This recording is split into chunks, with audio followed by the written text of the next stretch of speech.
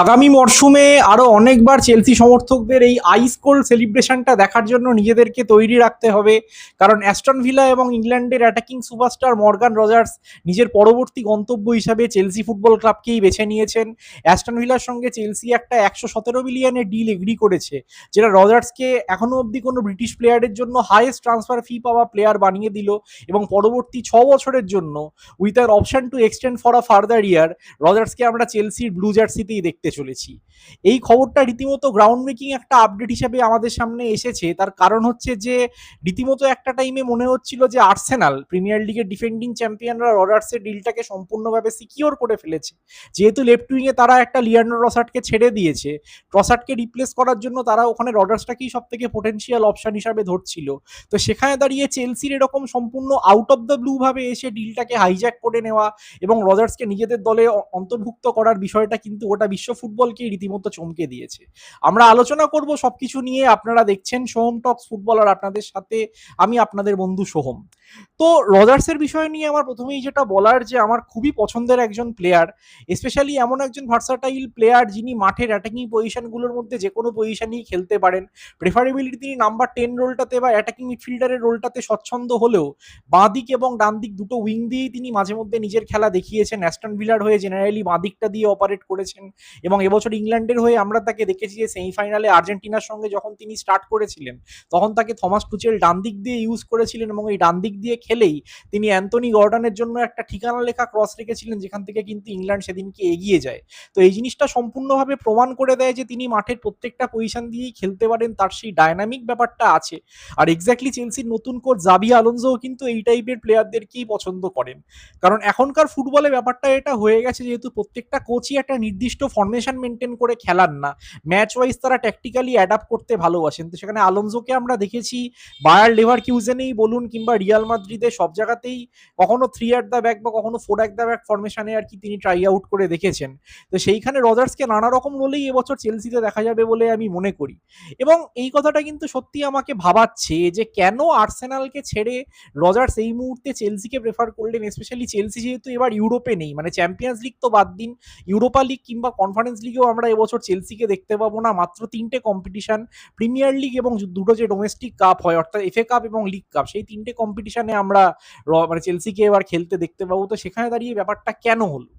তো এটার একদম আউটরাইট উত্তর হচ্ছে একটাই, যে আর্সেনাল তাড়াতাড়ি মুভ করেনি, চেলসি তাড়াতাড়ি মুভ করেছে। আর্সেনালের ক্ষেত্রে আমি এই জিনিসটা দেখছিলাম, যে যুক্তিটা আর্সেনাল সাপোর্টাররাও তুলছেন, যে অ্যাস্টন ভিলার এই যে রজার্সকে নিয়ে ভ্যালুয়েশনটা এত টাকার 117 মিলিয়ন বা সেটা আর্সেনাল ডেফিনেটলি মিট করতে চায়নি। তারা অ্যারাউন্ড ওই 70-75 মিলিয়নের ধারে কাছে আর কি ঘোরাফেরা করছিল। তো সেখানে দাঁড়িয়ে ডেফিনেটলি চেলসি আগে সুপিন করেছে, চেলসি আগে পয়সাটা দিয়েছে, তাই জন্য তারাও চেলসিকেই প্লেয়ারটাকে বিক্রি করেছেন। কারণ এই অ্যাস্টন ভিলার মতো ক্লাবগুলোর ক্ষেত্রে যেটা হয়, তাদের সম্পূর্ণ ট্রান্সফার বাজেটটা কিন্তু এরকমই একটা ব্লকবাস্টার সেলের উপর নির্ভর করে থাকে, যে একটা প্লেয়ারকে এরকম পয়সা দিয়ে বিক্রি করবো, দেন সেই যে বাজেটটা আসবে সেই বাজেটটা খরচা করে ইন্টার্ন এবার আমরা মার্কেট থেকে এক গাদা প্লেয়ার তুলবো। তো যেখানে প্রিমিয়ার লিগের মরশুম শুরু হতে আর 1 মাস মতো টাইমই বাকি আছে, সেখানে দাঁড়িয়ে অ্যাস্টন ভিলাও ডেফিনেটলি হয়তো চাইছিল যে রজার্সের এই সিচুয়েশনটা তাড়াতাড়ি সলভ হোক, এবং সেখানে দাঁড়িয়ে তারাও যেন একটা প্রপার ডিরেকশন পায় যে সামনের সিজনে রজার্সকে রিপ্লেস করার জন্য তারা কোন প্লেয়ারকে নিতে পারে বা নিজেদের টিমটাকে কিভাবে সাজাতে পারে। আর্সেনালের এই প্রবলেম চিরকালই থেকে, যে সেই আদ্যিকালের সময় একটা লুইস সুয়ারেস থেকে শুরু করে আরো অনেক প্লেয়ারের ক্ষেত্রে আর্সেনাল এরকম ভাবে দেরি করতে গিয়ে ছড়িয়েছে, যেখানে অন্য ক্লাব এসে প্লেয়ার তুলে নিয়ে চলে গেছে। আর তা না হলেও ব্যাপারটা এটা হয়েছে যে আর্সেনালের এটা মনে হয়েছে যে এই ভ্যালুয়েশনটা এই প্লেয়ারের জন্য জাস্টিফাইড নয়। এবার এই ভ্যালুয়েশনের যে পয়েন্টটা আছে, এখানে আমার একটাই কথা বলার, যে মার্কেটটাই যেখানে ইনফ্লেটেড হয়ে আছে। আমরা সেই 2017-তে নেইমারের একটা ট্রান্সফার ফি দেখেছিলাম পিএসজিতে যাওয়ার পর, যে 222 মিলিয়ন নাকি এরকম তুড়ি মেরে উড়ে গেল, এবং তারপর যেরকম ভাবে আমরা দেখেছিলাম যে সেই ট্রান্সফারটার পরে আরো কয়েকটা ডমিনো এফেক্টে ওরকম বড় 130 মিলিয়ন 40 মিলিয়নের ট্রান্সফার হয়েছিল, ফিলিপে কোটিনো বলুন, ওসমান ডেম্বেলে বলুন। সেগুলোর পর থেকে কিন্তু মার্কেটটা সেই যে ইনফ্লেটেড হয়েছে, একবারের জন্য সেটা আর অ্যাডজাস্ট অ্যাডজাস্ট হয়নি। তো সেখানে দাঁড়িয়ে আপনি যদি আপনার ফার্স্ট চয়েস টার্গেটকে তুলতে চান, তাহলে সেখানে আপনাকে পয়সা খরচা করতেই হবে। মানে আপনি একটা পশ এলাকায় বাড়ি বানাতে চান, তো সেখানে স্বাভাবিকভাবেই আপনি তো আপনার মন পছন্দ রেটে বাড়ি বানাতে পারবেন না, সেখানকার পশ রেটেই আপনাকে করতে হবে। তো সেখানে দাঁড়িয়ে ডেফিনেটলি একটা পিএল প্রুভেন প্লেয়ার একটা প্রিমিয়ার লিগের ক্লাব থেকে যদি অন্য কোনো প্রিমিয়ার লিগের ক্লাব নিতে চায়, তাহলে সেখানে দাঁড়িয়ে প্রিমিয়ার লিগের ক্লাবগুলো এই মুহূর্তে যেভাবে প্লেয়ারগুলোকে সম্পূর্ণ র্যানসাম হোল্ড করার মতো করে রাখছে, আমরা কিছুদিন আগেই দেখলাম একটা ইলিয়াড অ্যান্ডারসন ম্যানচেস্টার সিটিতে গেলেন এরকমই একটা 114-115 মিলিয়নের ভ্যালুয়েশনে। অ্যান্ডারসন খুবই ভালো প্লেয়ার, গত বছর নটিংহ্যাম ফরেস্টের হয়ে অসাধারণ ফুটবলটা খেলেছেন, এবার ওয়ার্ল্ড কাপেও আমাদের সবাইকে ইমপ্রেস করেছেন, কিন্তু কথাটা হচ্ছে ওটাই 115 মিলিয়নের প্লেয়ার কি? কিন্তু ওই যে বললাম যে আপনাকে যদি নিতে হয়, আপনি যদি ডেসপারেট হন সেই প্লেয়ারটা সার্ভিসকে অ্যাকোয়ার করতে, একটা প্রিমিয়ার লিগ প্রুভেন প্লেয়ার, যেখানে বিগত কয়েক বছরে আমরা অধিকাংশ বড় ক্লাবে দেখেছি যে বাইরের লিগ থেকে প্লেয়াররা এসে ওয়েদারের সঙ্গে বলুন বা খেলার যে একটা নির্দিষ্ট টেম্পো থাকে সেটার সঙ্গে অ্যাডজাস্ট করতে পারে না, সেই লজিকে বলুন বারবার তারা বড় ট্রান্সফার ফি নিয়ে এসে ছড়িয়েছে। সেখানে দাঁড়িয়ে একটা প্লেয়ার যে পিএলএই basically born and brought up বা ক্যারিয়ারের বড় সময়টা কাটিয়েছে, সেই প্লেয়ারকে নিতে গেলে যাতে আপনি একটা রেডিমেড ফিনিশ প্রোডাক্ট পান, তাহলে তো আপনাকে যে খরচাটা করা সেই খরচাটা করতেই হবে না? তো এখানেও সেই কথাটাই বলার। তো অটোমেটিক্যালি এখানে চেলসির জন্য এই সাইনিংটা খুবই গুরুত্বপূর্ণ একটা সাইনিং বলে আমি মনে করি, এবং আরো বেশি করে আমি কোল পালমারের সঙ্গে রজার্সের লিঙ্ক আপটা দেখার জন্য রীতিমতো উৎসাহিত, কারণ পালমার আর রজার্স কিন্তু খুবই ভালো বন্ধু। তাদের সেই ম্যানচেস্টার সিটিতে তারা একসঙ্গে একটা টাইম ফ্রেমে ছিলেন, তখন থেকে তাদের বন্ধুত্বটা কিন্তু জনপ্রিয়, এবং মানে পালমার এই কথাটা বারবার বলেছেন যে তার যে আইকনিক যে কোল্ড সেলিব্রেশনটা আছে এটা কিন্তু অ্যাকচুয়ালি রজার্সেরই সেলিব্রেশন।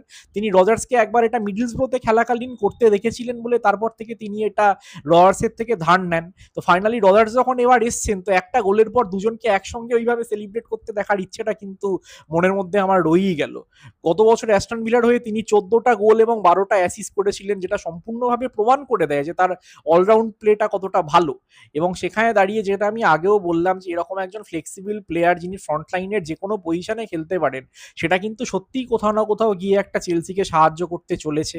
রজার্সের ডিলটা নিয়ে ডেভিড অর্নস্টিন থেকে শুরু করে ফ্যাব্রিজিও রোমানো সবাই একটাই কথা রিপোর্ট করছেন যে জাবি আলোনসোর কথায় নাকি তিনি খুব কনভিন্সড হয়েছেন, এবং তাকে হয়তো চেলসি ওই লেফট উইংটা দিয়েই খেলানোর কথা ভাববে। এবং এটা আমার মনে হয় যে ঠিকই আছে, কারণ রাইট উইংয়ে আপনি তাও যদি ভেবে দেখেন চেলসির কাছে একটা এস্তেভাও বলুন বা পেড্রোনেটো বলুন অপশন আছে, বাট লেফট উইংটা বিগত কয়েকটা বছর ধরে চেলসিকে যেভাবে কনস্ট্যান্ট বেসিসে ঝুলিয়ে যাচ্ছে, মাইখালো মুদ্রিক সাসপেন্ডেড হয়ে গেলেন, Alejandro Garnacho never lived up to his potential, Jamie Gittens মানে সত্যি কথা বলতে গেলে যত কম বলা যায় ততই ভালো।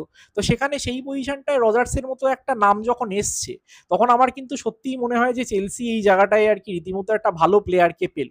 এবার প্রশ্ন হচ্ছে চেলসির এই 117 মিলিয়নটা এলো কোথা থেকে? কারণ Chelsea to be very honest এবার যে খুব একটা ট্রান্সফার বাজেট ছিল না, সেটা আমরা গত সিজনের লাস্টের দিক থেকেই জানতাম যে এফেক্টিভলি একটা সেল টু বাই ক্লাব হয়ে গেছে। মানে যখন প্লেয়ার বিক্রি করবে তখন যে ট্রান্সফার ফিটা উঠবে সেটা দিয়েই চেলসিকে প্লেয়ার কিনতে হবে, কারণ বিগত কয়েক বছরে যেভাবে ট্রান্সফার মার্কেটে টাকা স্প্ল্যাশ করেছে, যাতে অর্থনৈতিকভাবে এই মুহূর্তে চেলসি খুব একটা ভালো জায়গায় নেই, প্লাস সম্পূর্ণভাবে ইউরোপ মিস করার পরে রেভিনিউটা যেভাবে ইম্প্যাক্টেড হয়েছে, ফ্রন্ট অফ শার্ট কোনো স্পন্সর এখনো অব্দি সিকিউর করতে পারেনি, আর সেটা বহু বছর ধরেই করে উঠতে পারছে না।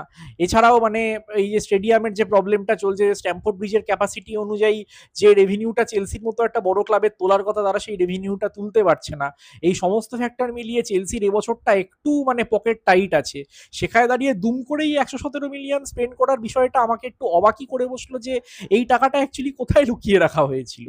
এবং একটা কথা বোঝাই যাচ্ছে যে আরো বেশি করে এক্সোডাস ক্লাবের মধ্যে হতে চলেছে। কুকুরেলা যেমন বেরোলেন, সেখানে দাঁড়িয়ে ডেফিনেটলি এটা বোঝাই যাচ্ছে যে এই যে লেফট উইং এই সাইনিংটা হলো, এরপর গার্নাচো আর গিটেন্সের মধ্যে হয়তো দুজনকেই কিংবা যে কোনো একজনকে বিক্রি করা হতে পারে। লিয়াম ডেলাপ আর নিকোলাস জ্যাকসনের মধ্যে হয়তো একজনকে বিক্রি করা হতে পারে। ডিফেন্সেও আপনার বাডিয়াশিল বলুন, টোসিন বলুন, ছালোবা বলুন, এদের মধ্যে হয়তো 2-3 জনকে একসঙ্গে বিক্রি করা হতে পারে। কারণ চেলসি যদি এখান থেকে পয়সাটা না তোলে, তাহলে অন্যান্য ডিলগুলোর ক্ষেত্রেও চেলসি পারসুট করতে পারবে না। ল্যাক্রোয়েক্সের পেছনে এটা পড়েছে আপনার ক্রিস্টাল প্যালেসের সেন্টার ব্যাকটা চেলসি খুব বেশি করে ওই পজিশনটায় একটা রিক্রুটমেন্ট চাইছে, এটা চেলসির করা দরকারও। এছাড়াও লেফট ব্যাকে কুকুরেলা চলে যাওয়ার পরে ডেফিনেটলি আপনার একটা অপশনের প্রয়োজন। গোলকিপারটা আমি যদি ধরেও নিই যে এবছরটা কোনো মতে ঠেস দিয়ে চালিয়ে দেওয়া যেতে পারে স্যানচেজ আর পেন্ডার্সকে দিয়ে, বাট অন্যান্য পজিশনগুলোয় তো সাইনিং একটা মাস্ট ব্যাপার। স্পেশালি এনজো ফার্নান্ডেজও যদি বেরিয়ে যান, তাহলে মিডফিল্ডে একসঙ্গে আন্দ্রে স্যান্টোস আর এনজো ফার্নান্ডেজ বেরিয়ে গেলে লাভিয়া যেখানে সম্পূর্ণ ফিট থাকতে পারেন না, সেখানে ডেফিনেটলি চেলসির হয়তো ওই পজিশনেও একটা রিক্রুটমেন্টের প্রয়োজন হতে পারে। অ্যাডাম ওয়ার্টনের নামটা যে কারণে শোনা যাচ্ছিল, আবারও প্যালেসের একজন প্লেয়ার যিনি গত কয়েক বছর ধরে ইমপ্রেস করছেন, তো এই সাইনিংগুলোর জন্য ডেফিনেটলি পয়সাটা তুলতে হবে। তাই জন্য বেশ কিছু মানে সেলিং আমি ক্লাবের মধ্যে আরো বেশি করে আগামী কিছুদিনের মধ্যে দেখতে পাচ্ছি। এবার আর্সেনাল সাপোর্টাররা, আমি এটা সোশ্যাল মিডিয়া দেখে বুঝছি যে পুরো খোঁচে বোম হয়ে গেছেন যে কি করে রজার্স এই মুহূর্তে প্রিমিয়ার লিগের চ্যাম্পিয়নদের জায়গায় একটা এমন ক্লাবকে চয়েস করলো যারা গতবার 9-10 নম্বরের কাছাকাছি ফিনিশ করেছে, যারা এবছর ইউরোপেই নেই। তো এখানে আমার ওই একটাই কথা বলার, যে চয়েসটা রজার্স যতটা না করেছেন তার থেকে অনেক বেশি এখানে অ্যাস্টন ভিলা চয়েস করেছে, যে ভাই তারা একটা প্রাইস এখানে ডিক্লেয়ার করেছে, আপনারা দরাদরি করে যাচ্ছেন। সেখানে তারা যে মুমাঙ্গি প্রাইসটা বলেছে সেই প্রাইসটা একজন দিয়ে দিয়েছে, তাই জন্য তারা বিক্রি করে দিয়েছে। As simple as that. জগতে নিয়মই এটা, পয়সা ফেকো তামাশা দেখো, আর এখানেও এক্স্যাক্টলি সেই জিনিসটাই হয়েছে। আর্সেনাল দিয়ে অন্য অপশনগুলোকে ভ্যালু করছে, আমি সেগুলোকে দেখছিলাম। যে এখানে আমার একটা কথা বলার, এই যে দুম করে লিয়ান্ডার ট্রসার্ডকে আগে ভাগে ছেড়ে দেওয়া হলো, আরে আগে একটা প্লেয়ারকে আপনারা সিকিওর করুন, তারপর তো ছাড়বেন। আমি এই যে গার্নাচো গিটেন্সের কথাটা বললাম, এখনো কিন্তু এরা চেলসি ফুটবল ক্লাবের প্লেয়ার। ডেফিনেটলি এদেরকে হয়তো বিক্রি করা হতে পারে। গার্নাচোকে তো রীতিমতো ট্রান্সফার লিস্টে তুলেই দেওয়া হয়েছে, জাভি আলোনসো নিজেই বলেছেন। তো সেখানে দাঁড়িয়ে যতক্ষণ এই যে রজার্সটা সিকিওর হলো, এরপর না বিক্রি করবে, তো সেখানে আপনারা ট্রসার্ডকে আগে ভাগে ভাই বেসিকটাসে বিক্রি করে দিলেন। এবার তা বাদে আপনারা এখন অপশনগুলোকে ওয়ে ইন করছেন, এবং যেটা শোনা যাচ্ছে যে আর্সেনাল যে কটা অপশনকে ওই পজিশনে ভাবছে এখন রজার্সের ডিলটা মিস আউট করার পর, সেটা একটা লিপজিগের ডিয়াম্যান্ডেই বলুন, পিএসজির বারকোলার কথাই বলুন, কিংবা জুভেন্টাসের ইলডিজের কথাই বলুন, এই প্রত্যেকটা প্লেয়ারের ভ্যালুয়েশন কিন্তু ওরকম 110-120 মিলিয়নই তাদের ক্লাবগুলো ধার্য করেছে। তো সেখানে দাঁড়িয়ে আর্সেনালকে সেই হয়তো ওই টাকাটা দিয়েই একটা প্লেয়ারকে কিনতে হবে। আর এখানেই আমার বলার, যে এই সেই বাইরের লিগ থেকে প্লেয়ার নিয়ে আসা আলটিমেটলি গ্যাম্বল, যে প্রিমিয়ার লিগের পেস, টেম্পো, ওয়েদার, এখানকার যে খেলার ধরন, আর্সেনালের যে খেলার ধরন তার সাথে মানিয়ে নিতে পারবে কিনা, সেখানে দাঁড়িয়ে একটা পিএল প্রুভেন প্লেয়ারের পেছনেই অত টাকা দেওয়াটা বেশি সমীচীন হতো নয় কি? তো আলটিমেটলি আপনারা যদি এরকম ভাবে ওয়েট করতে থাকেন, তখন তো চোখের সামনে থেকে এভাবেই চিলে এসে ছো মেরে দিয়ে মাংস তুলে নিয়ে চলে যাবে। তো এক্স্যাক্টলি সেই জিনিসটাই এখানে হলো। তো আর্সেনাল এটা ভাবুক, বারকোলা একটা পেলে সত্যি কথা বলতে গেলে আর্সেনালের লাভই হবে বলে আমি মনে করি। কারণ বাদিকটা দিয়ে এখন গ্যাব্রিয়েল মার্টিনেলি খেলেন, কিন্তু মার্টিনেলি আবার সত্যি কথা বলতে গেলে অত্যন্ত ইনকনসিস্টেন্সির একটা প্রবলেম তার মধ্যে আমরা দেখতে পাই। তো সেখানে দাঁড়িয়ে স্বাভাবিকভাবেই বারকোলার মতো একটা অপশনকে পেলে, তার যা স্পিড আছে, এবারের ওয়ার্ল্ড কাপে তার যেটা ফিনিশিং অ্যাবিলিটি দেখলাম, সেই জিনিসগুলো ডেফিনেটলি আর্সেনালকে সাহায্য করতে পারে। ডিওম্যান্ডের বয়সটা কম, ডেফিনেটলি একটু আনকাট প্রোডাক্ট, তাই জন্য তার ক্ষেত্রে আর কি আমি বলবো যে এখনো একটু টাইম নিয়ে দেখা যেতে পারে। মানে যদি এই দুজনের মধ্যে একজনকে তুলতে হয়, ইলডিসটা জুভেন্টাস ছাড়বে বলে আমার মনে হয় না, কারণ জুভেন্টাসের কাছে এই মুহূর্তে অ্যাটাকিং পোটেনশিয়ালে যে কটা কোয়ালিটি প্লেয়ার আছে তার মধ্যে ইলডিসই একমাত্র। তো সেখানে দাঁড়িয়ে ইলডিসটা আমার মনে হয় না হবে বলে। তো সেখানে যদি বারকোলার ডিওম্যান্ডের মধ্যে একজন কাউকে নিতে হয়, তাহলে বারকোলার দিকেই আর্সেনালের প্রোগ্রেস করা উচিত। এবং সেটা কিন্তু কোথাও না কোথাও গিয়ে আমার মনে হয় রজার্সের একটা সমকক্ষ ডিলই আর কি হতে চলেছে। তো Arsenal should look after that. আর চেলসির জন্য যে কথাটা আমি আগেও বললাম, যে রজার্স যদি নিজেকে একটু কনসিস্টেন্ট করে তুলে ধরতে পারেন, তাহলে মোটামুটি ফ্রন্ট লাইনটা যেভাবে শেপ আপ হচ্ছে, যে অপশনগুলোকে আমরা স্টাডি করছি, রজার্স, পালমার নিজে সম্পূর্ণভাবে ফিট হয়ে যদি এই সিজনটা খেলতে পারেন, এছাড়াও এস্তেভাও, পেড্রো নেটো, তাহলে মোটামুটি কিন্তু চেলসির অফেন্সটা থেকে, জোয়াও পেড্রোটা ফ্রন্ট লাইন বলে আমি এখানে উইং বা মিডফিল্ড অপশনটা দিয়ে ধরছি না, তাহলে চেলসির কাছ থেকে কিন্তু খুব সুন্দর একটা অ্যাটাকিং ফুটবল দেখার এক্সপেকটেশন এবছর থাকবে। জাভি আলোনসোকে যদি সম্পূর্ণ ক্রিয়েটিভ লিবার্টি নিয়ে কাজ করতে দেওয়া হয়, তাকে তার মতো করে টিমটাকে তৈরি করার ফ্রিডম যদি দেওয়া হয়, কারণ বিগত কয়েকজন ম্যানেজারের ক্ষেত্রে এই কথাগুলো বারবার শোনা গেছে যে বোর্ড বা ওনারশিপ গ্রুপ অতিরিক্ত ইন্টারফেয়ার করেছে, তারা টিম সিলেক্ট করে দিতে চেয়েছে, বা কোনো প্লেয়ারকে খেলানো নিয়ে চাপ দিতে চেয়েছে ম্যানেজারকে। সেই জিনিসগুলো যদি অ্যাভয়েড করা যায়, তাহলে চেলসি কিন্তু জাভি আলোনসোর আন্ডারে যথেষ্ট ভালোই করবে বলে আমার মনে হয়। এই সিজনে যেহেতু চেলসি ইউরোপে নেই, তাই আমি বারবার বলছি, আমার সোল টার্গেট হচ্ছে চেলসি যেন টপ 4-এ কোয়ালিফাই করে সামনে বছর চ্যাম্পিয়ন্স লিগের জন্য ফেরে। যেখানে উইকে একটা করে ম্যাচ খেলতে হবে, সেখানে এই জিনিসটা অ্যাচিভ করাটা একটু সোজা হয়ে যেতে পারে চেলসির জন্য। তো সেখানে দাঁড়িয়ে আমি ডেফিনেটলি চাইবো যেন প্রথম ম্যাচ থেকেই আমরা সেই টাইপের একটা মোটিভেশন প্লেয়ারদের মধ্যে দেখতে পাই, যাতে তারা আর কি এফেক্টিভলি মানে এই জিনিসটা চেলসির জন্য অ্যাচিভ করতে পারেন, এবং তারপর তো বাকিটা দেখাই যাবে। তো হোপ ফর দ্য বেস্ট, আমি এটাই বলবো। Keep the blue flag flying high. এবং Morgan Rogers, welcome to Chelsea football club. আশা করবো আপনি এখানেও সেই টাইপের কনসিস্টেন্সি দেখাবেন, যেরকমটা আপনি অ্যাস্টন ভিলাতে দেখিয়েছেন, এবং চেলসি সমর্থকদের অনেক আনন্দের রাত উপহার দেবেন, এটাই আমার বলার। আপনারাও জানান যে আপনাদের কি মনে হয় যে রজার্সের এই ডিলটা কি চেলসির জন্য সত্যিই একটা ব্লকবাস্টার সাইনিং হতে চলেছে, এবং আর্সেনাল কি সত্যিই মানে তাদের নিজস্ব কিছু মানে মেন্টাল ব্লকেজের জন্য যে এতটা পয়সা স্পেন্ড করবো না এটা করতে গিয়ে একটা ভালো পিএল প্রুভেন প্লেয়ারকে মিস করে গেল? কমেন্টে অবশ্যই জানাবেন আপনাদের মতামত। আপনারা দেখছিলেন সোহম টক্স ফুটবল, যেখানে ফুটবলটাকে শুধু দেখা হয় না, ফুটবলটাকে বাঁচা হয়। Like, share and subscribe, notification বেলটা অন করে নেবেন, এবং আপনাদের সঙ্গে আমার আবার দেখা হবে পরবর্তী ভিডিওতে। Till then, take care of yourselves people. সবাই ভালো থাকবেন। শুভরাত্রি অ্যান্ড পিস।